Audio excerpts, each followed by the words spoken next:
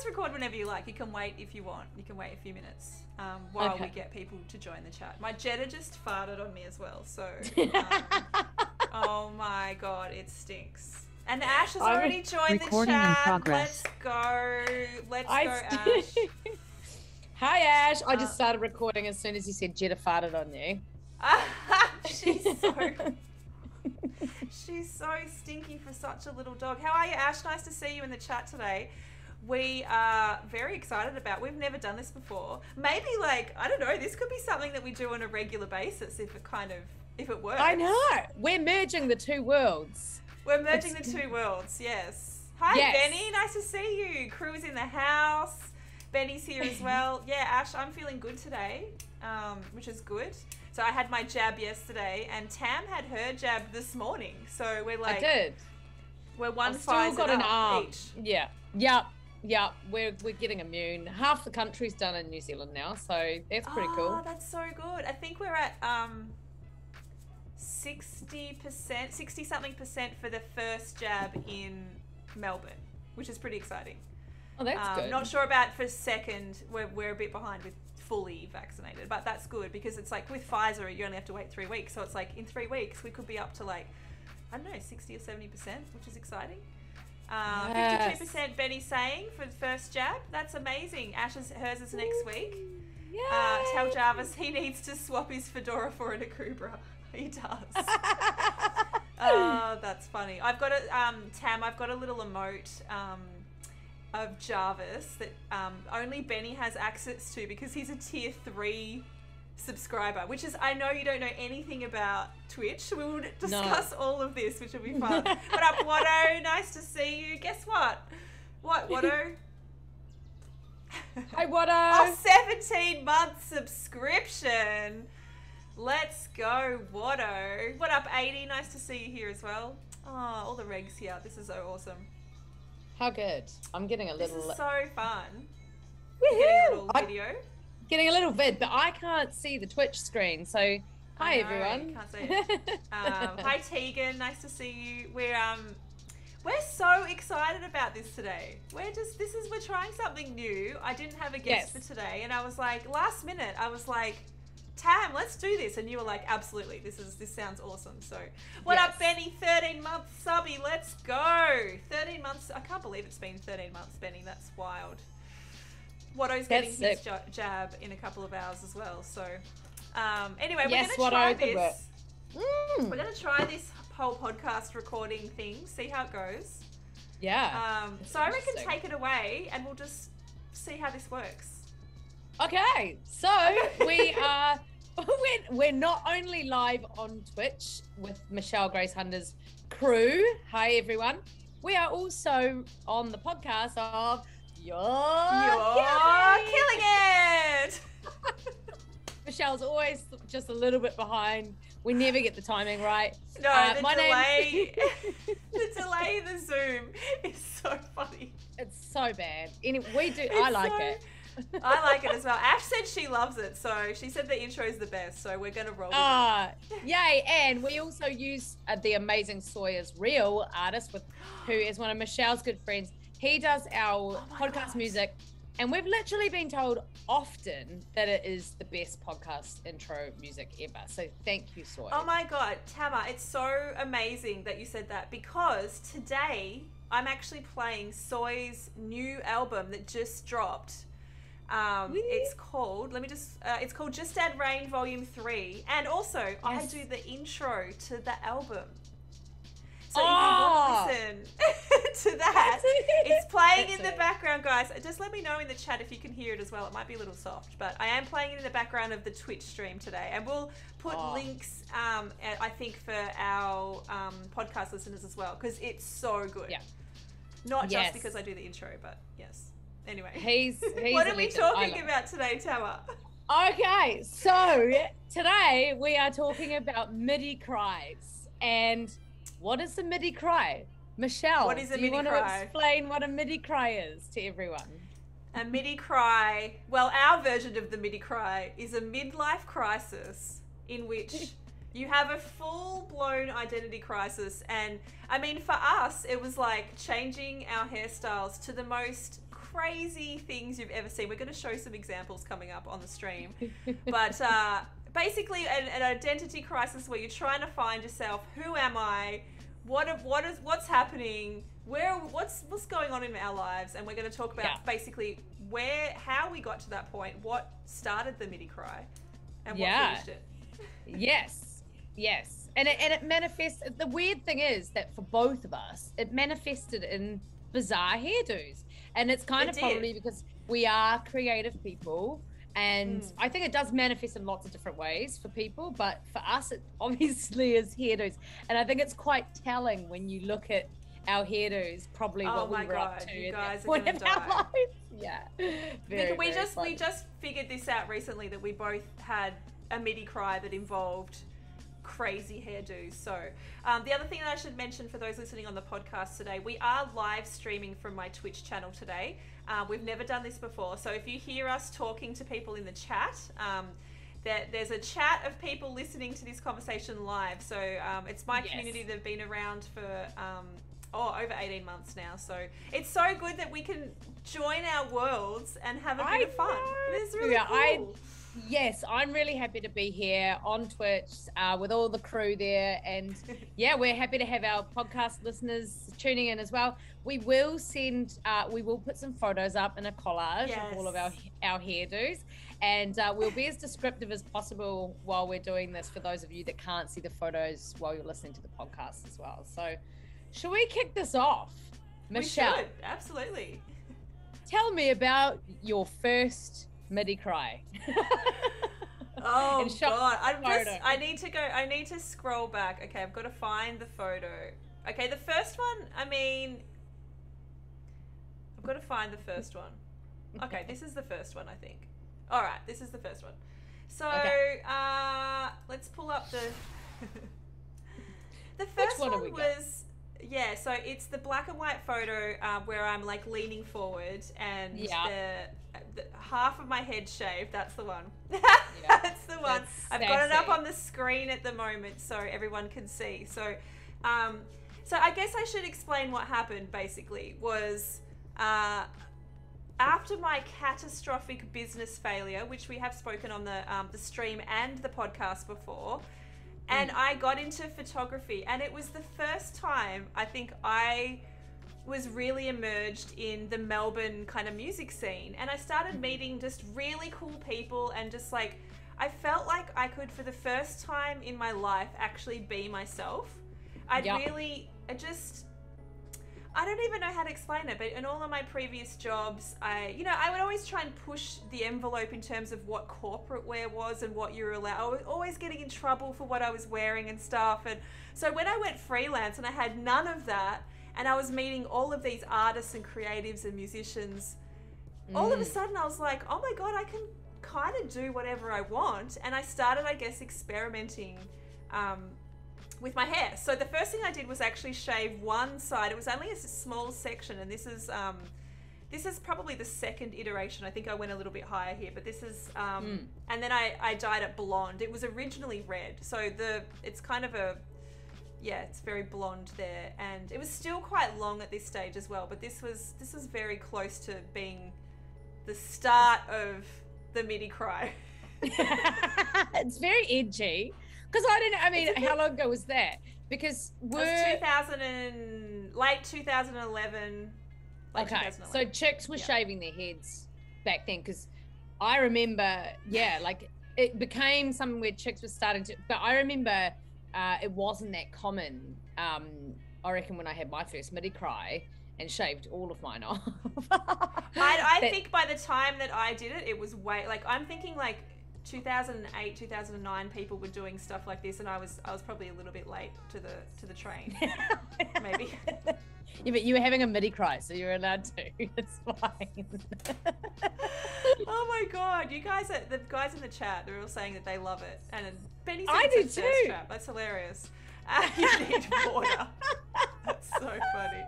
Jose saying she's got an undercut. So this ended up being, which you'll see later on when we show some of the other photos, but this ended up being a full undercut, the whole back, very high as well. But we'll see that later on. I had one of those as well, actually. I don't have any photos of the undercut, but I loved my undercut. I did too. I had that undercut for a long time. I've actually it was really just before lockdown that the undercut had kind of finally grown out. It took so long to grow out. My God. Yeah, they do. I know. They're not fun to grow out. Sorry, Zoe, but they're not. They're an they're an absolute bitch to grow out. My hair apparently grows so stupidly fast. It grows over 1 centimeter a month. Yeah, I reckon I'd be the same. Have I shown you the photo of before lockdown and 1 year into lockdown? Have I shown you that photo, Tam? Like, you will die. I'll have to show you that. Show me. It literally grew like, I'm not joking, it literally grew like this much. It was just, everyone was like, the people that hadn't seen me were like, what the hell happened? I know. It's nuts. Like mine, honestly, it's like starting to get caught in my crack. Yay! I'm long. the same. My mum said to me the other day, this is so funny. This is passive aggressive mother to a T, but she said something like, you know that you can get money to donate your hair? Like she was hinting that I needed a haircut. You can donate it for wigs. Oh my gosh, and that was her way of being like, get a haircut and get a real job. 100% was my mum's way of saying I needed a haircut. Oh, that's so funny. Oh my God. Oh, Ash is like, that's when you know it's too long. It is ridiculously long. I did have it booked in the day, like a few days after we went into this last lockdown. So, you know, I was prepared to do it, but... Me too. Here we are. I know, I've got like this much regrowth, but that's why I'm wearing this hat at the moment. Are we gonna go photo for photo? Are we gonna see one of your... All right, let's go. Let's stay on the shaved head train. All right, which one? Show me the one on your screen and I'll pull it up on... And I think we'll just go straight into my first, probably midi cry, and we'll go for the big mohawk. What do you reckon? Yeah, the mohawk, I don't, oh my God, the mohawk, what, like, okay, so I've got the photos out here. And I was trying to obviously be a little bit feminine with boobs hanging out in a pink singlet. Good one, mate. But I used to skate. That's definitely a midlife crisis right there. And I was only about 21. Oh my God, it's so mini mohawk. So my boyfriend at the time had one as well. So we had a his and her thing going on. And that used to be... Yeah, Benny said that's a full-blown adult mohawk. That's not a mini. Yeah, it was quite massive. And it was even longer than that. I used to dye it like green and red, but I've only got one of the photos of it in black. But that was an interesting time, actually. And I definitely am someone that will probably dress depending on my mood. And I will also change my hair depending on my mood. So hair that I have now is probably the longest I've had, like as in I've had it pretty normal for a really long time now. But back then was quite interesting because I grew up in a fairly, like a town that, you know, no offense to people that live there, but it just wasn't for me. I got away when I was 18. I was like, but yeah, not into it. But I actually had a little bit of a hard time at high school and stuff with a little bit of picking on people, bullying or whatever. Like I had some, like my two big sisters, really beautiful looking women, right? And I got to high school and some stuff like guys are saying, oh, the other sister's coming to high school soon. When I got to high school and I was just young, you know, and I joined and they're like, oh, you're the ugly one. So I kind of, so going through high school, I was like, oh no, like I'm the ugly one. Yeah. And you're the little sister and you're the ugly one. So I was like, this sucks. So I kind of got a bit over it. And so I just got real attitude-y in my teens. Yeah, you just like fully rebelled. Yeah. And I was kind of, around about that time I was doing like, I think, maybe it was a little bit earlier than that. I was doing like theater shows. So I was like Rizzo and Grease. So I was kind of getting a little bit more of like the sort of rebellious stuff. The edgy kind of rebellious, yeah. And I had like an old classic car, but I basically was like, you know, had pretty regular kind of haircuts and stuff.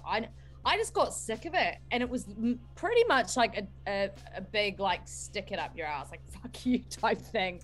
Yeah, And I was just like, I'm gonna shave my hair off. I'm sick of this shit. And I also love punk music. Amazing. Yeah. So Ash has asked, she's asked, do you style it every day, or did you ever just let it flop to one side, or was it always in? And how much gel did you go through? Zoe asked. So putting the fan up actually took quite a while. So that I would use a hairdryer and hairspray, and you would set it. Yeah. So my ex-husband used to stick the mohawk up for me, and he used to shave my head for me. He'd always cut my head. It was so annoying. I was just like, but yeah, it's a 2-person job. That's why he's your ex, because he would cut your head. Physically cut my head. But so it was quite a big job to stick the mohawk up. But I used to do it like pretty much most days. But yeah, sometimes I just have that sleazy little like rat tail thing going down the middle of the hair, and just like rock a ponytail. Yeah, and I used to get called Bulldog. So, you know, it wasn't always, I wasn't always putting myself out there for with kids and asshole the worst. Yeah.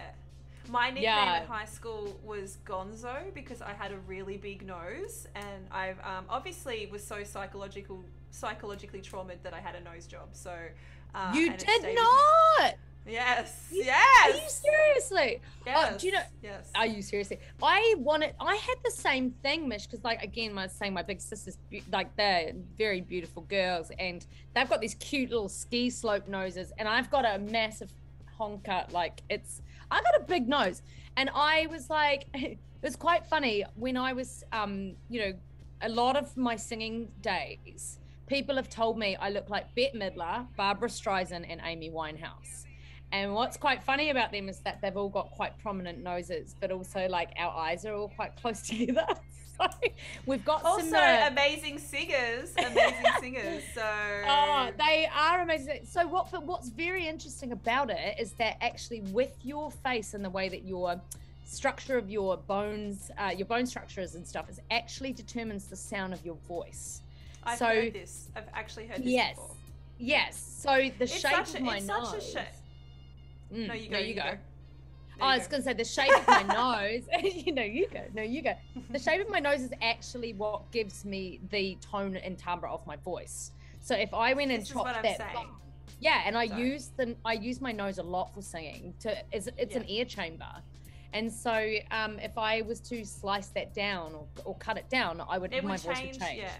Yeah. This is the thing it's like for me it had a very positive impact on my life, and it really got me out of my shell, I think, because it really played a big impact on me. It really it's very hard to even communicate how much of like the trauma affected me at that time. But anyway, I got that done and was like, ta-da! And you're like, hey, okay, let's go on to your next hairdo then with your new let's do it. And tell me, I think that's an amazing story, but what's sad is that that's come off the back of people just being dickheads, that it's just like, I know. And now it was really positive. I sometimes think, oh man, because my nose was very Roman type nose, so I had a bump as well, and I want to see. And, it was very much like my father's nose. It's a very Italian, very Sicilian nose, and but I'm really I'm stoked. Honestly, it was a really good thing for me. I don't think it's necessarily the right thing for everybody, but you yes, I understand completely, Tegan. Which hairstyle would you like to look at next? I would like to talk about the perps one with the fake glasses. The perps, all right. The perps with the... What's going on there? This was quite late in the... This was quite 80 saying he's part of the... he's got the Italian Roman nose. A lot of Italians have it. It's very common, Yeah, so this was... it's really interesting too, because a lot of I used to get a lot in this music industry scene. A lot of people used to think I was a lesbian, and I'm not offended by that at all, because shout out to all my lesbian friends. But I've had the same. this is definitely around the peak lesbian kind of vibe that people would just be like, oh, I'd say something about my husband. They're like, oh, I thought you were a lesbian. You're like, nah, you're just assuming that. I'm not. I'm actually really, really into dudes, but I do like this haircut. This was, I mean, it's really, they're all kind of iterations of the same haircut. They would just get more and more extreme. So like, yes, this was just like, you know, it's the same haircut as before. It's a little bit shorter. I went from orange to blonde to like a rusty kind of color. And then the last color I went was this purple, which I kind of really vibed actually. And I don't know why I'm wearing these glasses, because I don't need glasses. The glasses. So, yeah. They're definitely fake glasses. So I'm just pulling the music back up. That's so awesome. Thanks Tegan. She's saying she loves it on me. I actually do. I mean, I think it's great. I'll show you some other iterations of the same. This is the same haircut, but orange. The orange was around for a long time. The orange is sassy. I like that. Yeah, that was around the time that Rise came out. This is the same haircut. I got the little speed. This little speed lines shaved in the side as well. That's the little speed lines one. And then the blonde. The blonde. Speed lines. The little blonde as well. So the blonde with the cap. I've got the baller cap on. They're the same haircut but different colours. I would just experiment with colour a lot. Yes, so but you suit all of the colours. You've got the right complexion and face shape, and you've got the nice, you've got a good face shape to pull off the shaved sides as well, which is. I did really love it, to be honest. And I think that's why I had that haircut for so long. Bring it back. What's next in your? Okay. Oh no, this is okay. So yours are attractive, mine are not. Okay.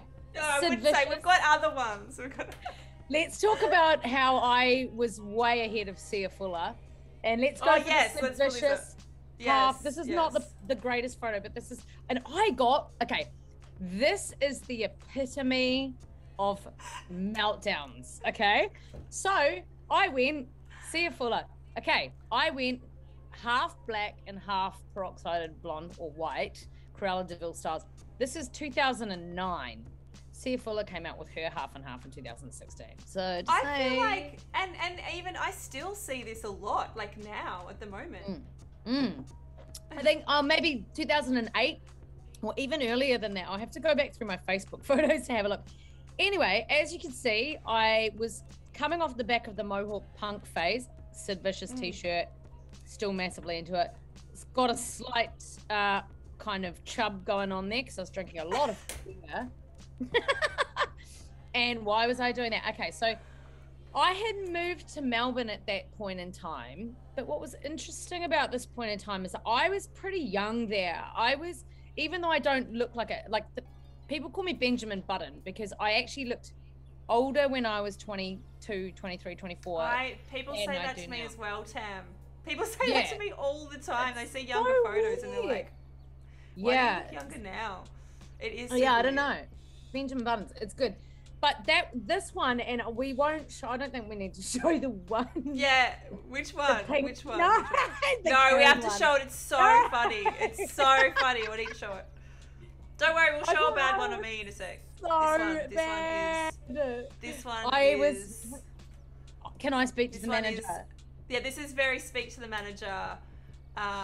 Okay. This is an epitome of midlife crisis because I was only 24 in that photo. 24, and I was married with a mortgage, and I'd already been married for like a few years. And I actually you actually look like you've been married at this point. Like this is very. Okay, so I was like, this is an interesting point in my life. This was I reckon lowest of the low for me in that time. That I was I couldn't sing. I had encountered vocal problems, and I lost my identity. And what I thought I thought I would, go on to live this fruitful career of being this, singer that was doing all this amazing shit and touring around the world and stuff. And I ended up having vocal surgery, and I got really depressed. And so here I was, like 22, 23, 24 years old, unable to sing, which is all I knew myself to be, as a singer who was going to go off to do great things. I was married with a mortgage and a shitload of debt because my ex-husband and I were just not killing it at that point in time in our lives. And he, as much as he is a great guy, was just not really that driven or keen to do anything much with his life. And so we kind of just ate a lot of food and drank a lot of beer and like just didn't really do anything very meaningful. And I was just totally lost.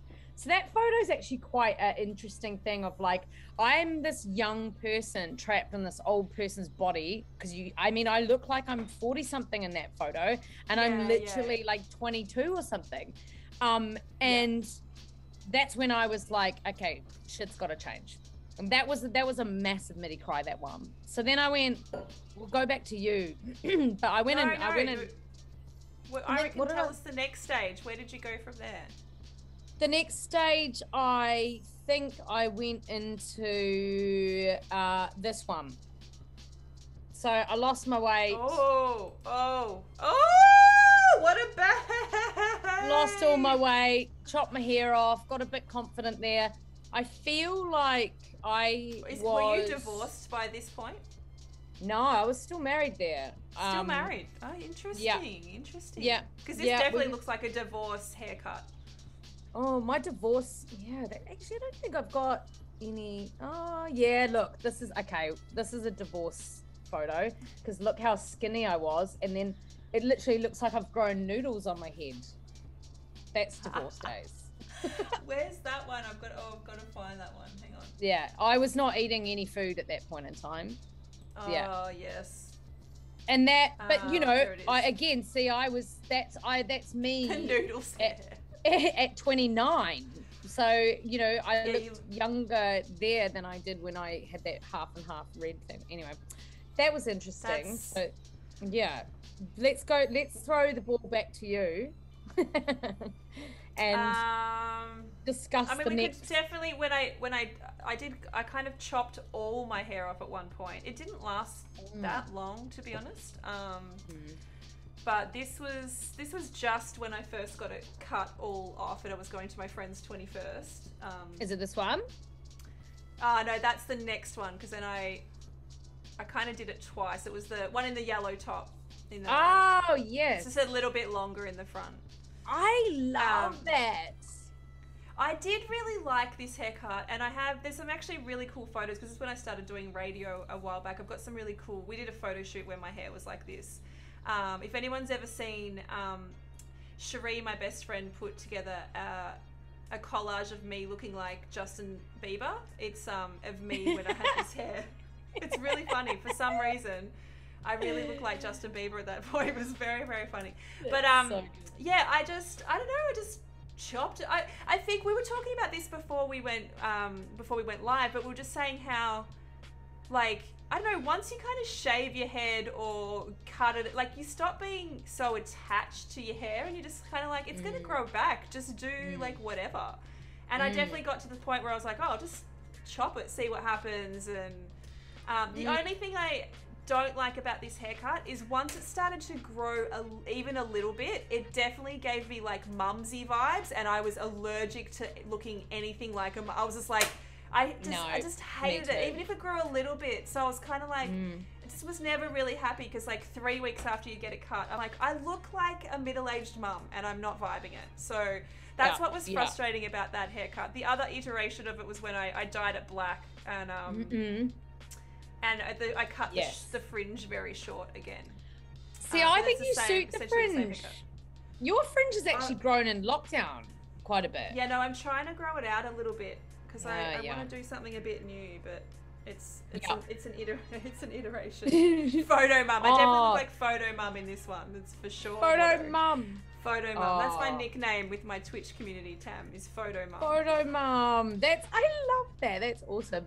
I actually, speaking of the short fringe, I had one of the. Yes, have you got one? I did have one, but I just realised I didn't put it in our collection. But what was funny, my mum used to be like, "Yeah, I think you should grow your fringe out." And then it came down to it that basically I did a collage of myself with a sloth next to me, and I looked the same. You know how sloths have fringes?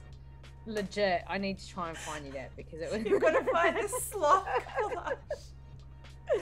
What up, Matt? I need a posture check. Hang on a sec. Here we go. Yeah, the sloth one. That is so funny. The sloth one. Oh my god, I need to see the sloth photo. I'll go through. You talk about your. Well, we went for the mumsy short one. I'm sure that the sloth photo will appear somewhere. Yeah, that's right. What up to Matt and also Brittany with the 17-month subscription. You're on a 17-month streak. Nice to see you here, my love. We're doing, thanks for those who've just joined us. We're actually recording our podcast that Tamma and I do together. You're killing it. We're live streaming / recording today, just for something different. And we're talking about our midlife crises, which involved us just drastically changing our hair to the most ridiculous thing ever. Yes. And yes. I think I might be finished. What about this one? Hang on. No, this one. We haven't talked about this one. Which one? It's the one with the leopard zebra print on the side. Oh yeah. That one. How could you miss that one? Oh, and did you the one of me singing? Wait, where is that one? Oh, yes. Hang on the zebra. Did you put the zebra? I've got the It's the zebra one. So it's a tighter shot of that. That one was freshly divorced, as single. My This voice... is a freshly divorced haircut. Yes. Yeah. And I was feeling sassy as Yes, and I had just got my singing voice back after years of surgery, rehabilitation. Like I said, I got real flat and depressed because I couldn't sing anymore, and I'd had all this training and I was ready to roll. And so then going on to that picture that couples with it with the leopard print was my very first appearance back on stage after divorce, vocal surgery, all of the things. So yeah, let me try and find that one. That's this one here. There we go. Yeah. Whoa, what a bloody punk babe. So you could see that I was like there's a lot of energy going on in this part of my life here, because I was like I just felt like a new person. I was like, I'm free. I got a lot of shit to get off my chest. So and things felt good. Brit's just said, I wish I had that level of confidence. Do you feel like, because Brit's very young. I think Brit is 22, I believe, 21, 22. Hi, Brit. Maybe 21. Brittany. Hi, Brit. Yeah, my accent's like Brit. Brit. It's Brittany. No. But I would never have done, at 21, I was so attached to my hair. Like this was very, I didn't start, this was like in my 30s when I started doing crazy shit. But you were a little bit younger, weren't you? Oh man, I shaved all my hair very early. Yeah, I shaved all my hair off. Yeah, well, I mean, I got the mohawk I started doing the mohawk at 18 and kept the mohawk I had for a long time. So, but like when I was 18, like chicks didn't shave their head then, like, you know, like, yeah, because I'm obviously in my 30s as well. And, here's the sloth. And I'll send it to you in. Yeah, put it in the Facebook chat, because then I can put it up on the screen.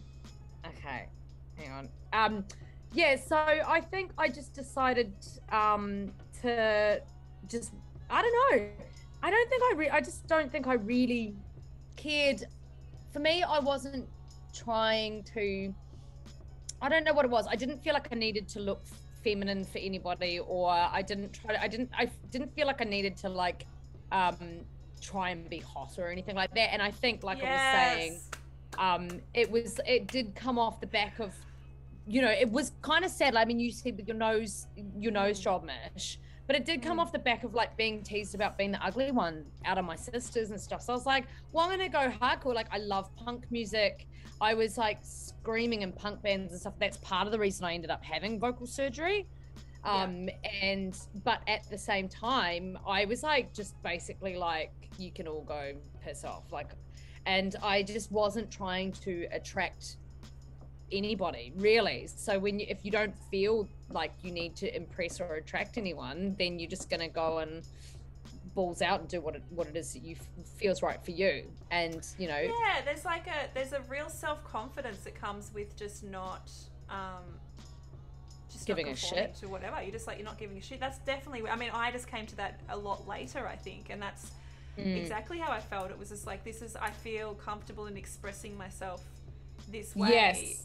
It doesn't need to be anything. It doesn't need to be overly feminine. It doesn't need to be, it's just like, this is just how I feel, this is just how I'm expressing myself. And I felt very cool and very artsy at that time, like I felt like, oh, I'm part of the scene now, and I just felt comfortable to express myself because I saw so many people around me that were also comfortable, and that just meant all of those preconceived ideas about whatever were just gone. That's what I love about being creative and in the creative scene. It's just like, you can just express yourself however you want. I love that. So there's a real freedom in that, which is awesome. There is, but I also think with the freedom, there is freedom, but it's also subjective in a lot of ways. Like, for instance, some people might feel chained down. Like, I want to say things like this, but I feel like I can't because I might my friends might get offended, or my parents might tell me off for like, that's not what, that sort of thing. People can put mental barriers up as well. And I think if you can learn to pull those barriers down and go, actually, do you know what? I actually don't give a crap. And I think it is kind of interesting because it's a mixed thing. I think if you're creating, you can't put your stuff out there and care what other people are going to say. You just can't, because if you care about what everyone is going to say about your creative stuff, you will not put anything out, because you're never going to please everybody. And I think if you're going to put yourself out there with some of whatever you're doing, I think it's a good idea to share it with some people you trust, who will give you feedback that you are looking for, that is constructive, that's helpful. But sending a song off to 20 people and saying, what do you think? Shall I release it? I don't think that that's very productive or helpful, because people are always going to tell you different things. I saw something recently that said, never take criticism of someone that you wouldn't aspire to be, or something. Like, you're not just taking criticism of people, just randoms. Like, you take criticism of someone that is, a mentor, or someone that's really influential in your life. But other than that, like, it is all subjective. Like, I think that's such a great point. And you have your circle of trust and people that that you can show stuff to. I mean, this is why I love creating this Twitch community, is like trying to create a really welcoming circle of people that you can just put out your art, and that we're not going to smash you down and tell you that it's wrong and that what you're doing. Like, there's a space to create, there's a space to make mistakes, there's a space to learn. But it's not about harsh critiques. I'm sure we might be like, oh, how about you try this, or what about this next time? But it's never about, oh my God, you did this wrong, because I just think that's so counterproductive to creativity and exploring and learning and all that sort of stuff. So and that's, we spoke to Poppy Reid about her as a journalist and giving people reviews and on people's work, and I think, and she's got a great outlook with it all. But I just think that if you go and seek advice from people that you don't necessarily aspire to or look up to, or and they tell you something, that could throw you off something that you really love, then is that necessarily the best thing?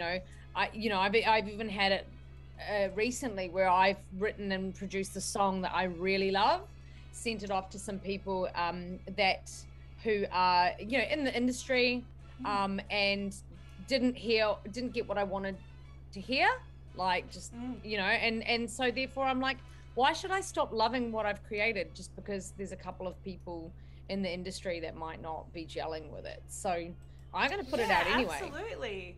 And then look, there's a few people in the chat are touching on, because Matt said he's turning 30 in a couple of years, and Benny and Ash are both there next year. But there's such an obsession with youth in Australia, and I mean, and New Zealand would be the same. But like, no, New Zealand's not, Mish. No, really. Well, it definitely is in Australia. It's like, and what up, Cherie? Nice to see you here, my love. There's something that I really wanted to touch on because everyone's talking about it in the chat. But you're in your 30s. I'm in my 40s. And I think there's such a fear about turning 30 in particular seems to be one that people are really scared of. Can you speak from your experience? Because my experience is literally like the best years of your lives are when you hit, like, there's something in the freedom, the self-confidence, the just, I don't give a fuck anymore about your 30s, which is just so inspiring, really comforting. Cherie said to say what's up as well, Tamma. She said hi, Tamma. Hi, Cherie. Can you talk to that a little bit about how you found your 30s? Because it makes me sad when people say that, because I'm like, you don't know what's coming up. It actually is, quite honestly, the best years of your lives, I think. And I mean, the 40s for me have been amazing as well. So naughty 40. Naughty 40, let's go. But yeah, I don't know, like there's this expectation that you need to have. I mean, I didn't pick up a camera till I was 31. I didn't have my shit together before I was 30. Like, my life, I feel like it began in my 30s. Yes. So how do you feel about that? Yeah, totally. I agree. So for me, I think, you know, I did my life a bit back to front. I was married with a mortgage at 22. And by the time I got to 29, that's when things started to, I was petrified of turning 30, by the way. But, you know, I felt like, you know, I had been up to my eyeballs in debt for the mortgage, divorce papers, and, you know, husband and married life, and behaving like I was basically in my 50s when I was so young, and I couldn't get out there and write the music because I couldn't even sing. I physically had no voice. I had to spend years recovering and rehabilitating and retraining myself, and actually getting, which is shout out to my old vocal coach who Kimbra actually put me on to. She saved my life. Sadly enough, she actually passed away just on Friday, which is really sad. So shout out to Cheryl McClay, because she is, I know. So sad. Yeah, and it's hard because we just had her virtual online service this morning, which is so sad. But so Cheryl taught me a lot. But one of the things is that, like, I've really enjoyed being back home in New Zealand for the last year as a female artist here, because there isn't that level of ageism. No. Yeah. We've got artists like Holly Smith here, who is an incredible artist. And she'd be like maybe 42 or something like that. And she is like God here. And the younger musicians look up to her. And, you know, a lot of the boys in the massive bands here that, you know, do the festival rounds and stuff, they're all like, they're dominating. They're in their like mid 30s, 40s. A lot of them are dads. A lot of them are, you know, so there's a lot more kind of freedom, I think, because, you know, growing up here in New Zealand, everyone's, you know, we've got like, you go into maraes and you learn how to sing waiatas with the elders on the maraes, and you learn that being able to express yourself through music is not anything to do with age. When I moved to Melbourne, I did feel that was different. And it's really drummed into people. It's like the latest, youngest, hottest new thing. Like that seems to be the thing in the industry. All and of even the like talked about it. Yeah, and you did Her Sound, Her Story, which I thought was fascinating. And there's definitely a, you know, it's been carved out that way that people feel like they're in a hurry. I read Poppy Reed's article the other day that she wrote off the back of that Triple J tweet, which I think kind of caused a bit of shit there for a lot of people. Yeah, it was so funny because I shared that tweet because I thought it was hilarious, because I knew the intention was not aimed at artists. Obviously, it was not aimed at artists. It was aimed at the, you know, the 45-year-old guy that's like, Triple J doesn't sound the same anymore. Like, but unfortunately, artists took it really personally. And, you know, to be fair, it started a conversation that's, we had already with Her Sound, Her Story. There's a whole segment dedicated to ageism. It's a thing that nobody's really had the guts to stand up and talk about. So you know, I kept jumping into chat, like to threads saying, "Hey guys, I don't think this is about you. I actually think this is about listeners." But they were like, It doesn't matter. And I totally get it. Like, I have the privilege of not being an artist and not being able to, you know, not taking it personally. I totally saw where everyone was coming from, but it did definitely spark some conversation, that's for sure. Yeah, and I think the thing is that, you know, for those of you who are listening who are in the younger age bracket, and there's this feeling of like you need to be in a massive hurry because you're aging out and you're not going to be relevant and stuff. Like, when I released my first single, I literally had like, Sony and Warner in LA and stuff contacting, but they were actually asking my manager how old I was. How old is she? How old is she? And my manager just didn't give my age out. But, you know, so it was very much a real thing of we need to ensure that she's. So if you are feeling that, it is out there and it does suck, but there's also a world of opportunity outside of what you think. Well, we don't need to buy into it. Like, we don't need to buy into it as individuals. Like, the, you know, society and the industry and all that can be saying all this stuff. But if you speak to any artist in their 30s, 40s, 50s, they will all say the same thing. They will all tell you they're doing their best work. Because of course they are. They've got more experience, they've got more things to say, they've got more opinions about politics or whatever. So of course they're doing their best work as they age. So, like, you know, you go. No, I just think it's frustrating to see that it continues to be a point when you talk about like radio play and stuff like that, and it's, you know, it's still definitely a thing, but I don't know, as individual creators and stuff, I mean, I'll just keep expressing that life gets better when you get older. So if, you know, I'm just going to keep saying honestly, but it's so much better. It's so much better. It's so much better. Like, I wouldn't want to be younger now. My God, no. It's lots of, like, I think the interesting thing is, like, because I lived my life back to front, by the time I got to 29, 30, I was ashamed of my age. And I was ashamed of my age because I missed out on all the things I should have done in my 20s. So I started doing them in my 30s. And, you know, being single, like traveling the world, going to festivals, partying, doing like whatever I wanted. But the cool thing is that I had financial freedom. I was free from a relationship that I was not happy in. And I just spent the time of like getting my shit together, writing the music I wanted to write, and doing what I wanted to do. And I think, you know, you start to get more comfortable with that stuff as well. And, you know, like far out, man, I'm like living the best time right now. And it's got nothing to do with how old I am. It's like, and you just become, you take more risks, you become a bit more ballsy with your decisions that you're making. You know, you don't. Way more self-assured. like, you just like, you know. Nedrick's in the chats just said, I'm in my late 30s. I still remember when I was in my late 20s, I had so many people telling me I had to quit music by 30, saying it's too late now and let the young ones do it. Really glad I ignored them. Having so much fun now and very happy. We love that. It's so exactly. I just love that. That is so good. Thank you for sharing that. And that's exactly right. Don't stop writing. Don't stop creating. Honestly, like, fuck what everyone else is saying about you have to be a certain age and succeed at a certain thing. You should be in this certain place. When people get to that, I don't know if people believe in stuff like the Saturn's going around the sun or whatever, but they talk about Saturn return. I'm not into like astrology stuff. I don't at all, but a lot of people are super into it, so I don't know. But this is like something to do with scientific, like literally the gravity and all the, I don't know. Go look it up. But apparently it starts around the 29, 30, and people start to question, you know, like, oh, I feel different from my 20s. I feel differently about my decisions. I feel differently about my friendship group. I feel differently about what I'm going to say and create in my music or in my art.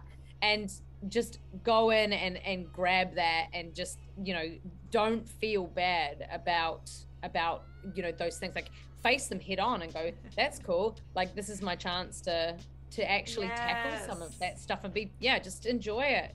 And Asha said it's she's in her Saturn return. It's upheaval. I definitely feel like that 28, 29, I know for me was like a huge, like, massive change in friendship group, massive change in priorities, massive change in the way that I look at my life. And yeah, I think you start to shed a lot of that, stuff from either your high school or your university years, and you're just like, oh, maybe I don't need to hang on to all of these people that I've got nothing in common with anymore, and you start finding new friends that, really understand you or accept you for who you truly are and all that sort of stuff. So I think that's definitely a thing. Britt said I think it's a similar thing too. Like, I have friends of all kinds of ages, all walks of life, and people find that really weird, and I'm like, why? Age simply should not matter at the end of the day. It's just life experience. Or anyone that knows me knows that's very much the case with me. I have friends that are from 18 all the way up to like 65. So and I think it's really important too. Yeah. So important to have friends from different age groups. All different ages. If you can have those connections and relationships with people of all different ages, like, power to you. That's great. That's what, we learn from different age groups. You're constantly learning from different age groups. And that's that's so interesting that you say that. You don't agree, Soy. We're listening to your new music today, Soy, by the way. Hi, Soy. What, you don't agree with learning from different age groups? He said, I don't agree with your qualms, Michelle. He's lying. He definitely agrees. I love it. That's one of the things I think is kind of sad about. There's a bit of discourse in the moment, at the moment, with, making fun of boomers and all that sort of stuff, because they can be very annoying. But there's also there's also wisdom in like older people that I think we've lost a little bit. Don't you think? Yeah. Like, there's a real an animosity from younger people towards older people, which I don't really understand, because we've always learned from our elders. There's like those people, they've often done all the dumb shit that you think's really new, and it's like, no, we did that already. Some of the stuff that I'm seeing at the moment, I'm like, we went through that, we just called it something different. So you'll grow out of that in 5 years, trust me. Love you lots too, Soy. Thanks for popping in. Hi, Soy. Love it. We did mention before, Soy, we are recording the podcast live today via the stream, and we're playing your music. So we're going to put the link to the new album, which is awesome. Yeah, we love it. Mildred has just popped in and said, hi, Tamma and Michelle. Just wanted to pop in and say hi. I really agree with you on that. I have so many friends who bring so many different things to the table, and you don't see... and collaboration is so important, especially in the creative industry. So that's lovely. Yes. And welcome to the stream, Mildred. Yes, welcome, Mildred. It's cool to have you all here. I think, do you know what? It's the funny thing is, like, Mish, you've got heaps of young friends, so do I, and heaps of friends who are a lot older as well. And, like one of my closest friends who has mentored me through my whole I guess working career in technology and coaching teams and things like that. He's in his 50s and has taught me so many things. But where I've got to with my businesses, with the Wellbeings Network and Funny Business Boys, the things that we're doing and building on and doing in that, it's creative stuff that's crossing over with technology. And if I didn't have that mentor who's in his 50s, who's paved the way for that side of my career, we wouldn't be able to do half the stuff that we want to do in that business world as well.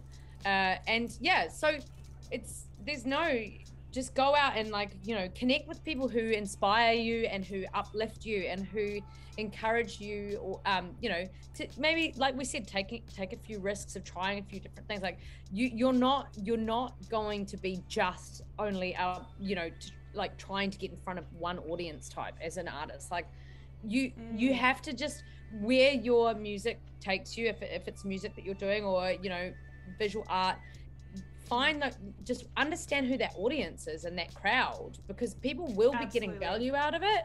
It doesn't have to be a bunch of 24-year-olds. And I love 24-year-olds. I think they're great. Like, I've got lots of 24, 25-year-old friends, but you don't need to try and please one specific age group to try and get opportunities come your way, because that's almost limiting yourself. Yeah, Zoe said, you're both making me feel less weird for getting along with everyone, no matter their age. I definitely feel like I'm going through a stage where my whole worldview is shifting, and care about what others think is fading away. Can I just tell you also, Zoe, that continues to happen as well. There's not just like one point in your life. I mean, I can't, that's like a constantly evolving process for me, is that my worldview completely changes. Like what I thought at 21, holy shit, was I so dumb. Holy shit. Like it just, you just have life experience, you learn, you see the world from such a different point of view, and it keeps continually to evolve. Even stuff I thought 5 years ago, I'm just like, oh my God, I was so wrong about that. So I think just allowing yourself to be open and listening to different points of view. I say this all the time on the stream, Tamma, and I say this on the podcast as well. Really be open to different points of view. It's honestly the best thing for your own critical thinking, for your own just shaping yourself as a whole human. Don't cut out those people that that disagree with you on one thing. It's so unhealthy. I can't tell you how unhealthy it is. So keep those people around, and you don't have to agree with everybody and everything. That's a very boring life if that's the way you're gonna absolutely live life, boring. Sure. Yes, boring. yes. Boring. Keep things interesting. And also have some healthy debates. It's okay to disagree. You can have. I've got some great friends. We have even Glows. He's a really good example. Or probably all of my friends that are the smartest people I know. We have healthy debates, disagreements, where we're coming at stuff from completely different views, and we're at it like passionate, and it's so good. It's like this is the best. Like we're actually, because we know that we love each other, and we know that we're coming from it. We're not gonna ditch each other at the end of the argument. This is about trying to show, if you're really passionate about something, it's also like you're trying to persuade the other person, hey, this is my worldview, this is what I'm telling you exists. Rather than going, fuck you, you can't see it from my, like, whatever, I'm never talking to you again. Like, no, that's it's like and not disagreements are fine. Like it don't go and chop someone's top knot off if they're pissing you off or something. But don't do that. I just remembered when I was like 23 or something, I had an argument with one of my mates. It was like a debate, but I was like, by the end of it, he went and sat on the couch, and I got annoyed with him. So I literally went and got the clippers and shaved a massive stripe up the back of his head. Yeah. So I don't do that anymore. Don't do that anymore. Oh my God, Benny just said the best quote, and I agree with this, Benny. Best thing I learned as a kid, if you walk into a room and feel like you're the smartest person in the room, you're in the wrong room. Yes. Benny boy, that's great. I love that. Oh my God. This is why I used to really, I haven't been on Clubhouse as much, but this is why I loved Clubhouse as much, because I used to go into these rooms where I was literally the dumbest person in the room by magnitudes. Yeah. And it was so inspiring to listen to really smart people flesh out, like, I don't know, philosophy or just stuff that I'm just like quantum physics, stuff that I know my little brain is not going to be able to comprehend. But I love smart people talking about things like that. It's so inspiring. So good, inspiring. Benny. Yes, that's really good. Britt said, but Benny, I'm the only person in the room currently. That's funny. And 80 said, never stop learning, never stop listening. Oh, I love that. Yes, really good vibes. Oh, so good. Oh, well, I love an this. hour? My God. Yeah. What a great chat. Such a good chat. Yes. Have you loved your first Twitch stream? I have loved it. It's been really nice. I want to be able to, next time we'll work out how I can see all of the things popping up. Yes. Yeah, for sure. I think it's a second time thing, because it can be very overwhelming the first time, because it's just like, what is happening? Yeah, you're reading all the things at the same time. You're reading all the things, totally. Yeah. But this was great. It was great to go through our wild MIDI life crisis and our hairstyles and chat to everyone about getting older. This was super fun.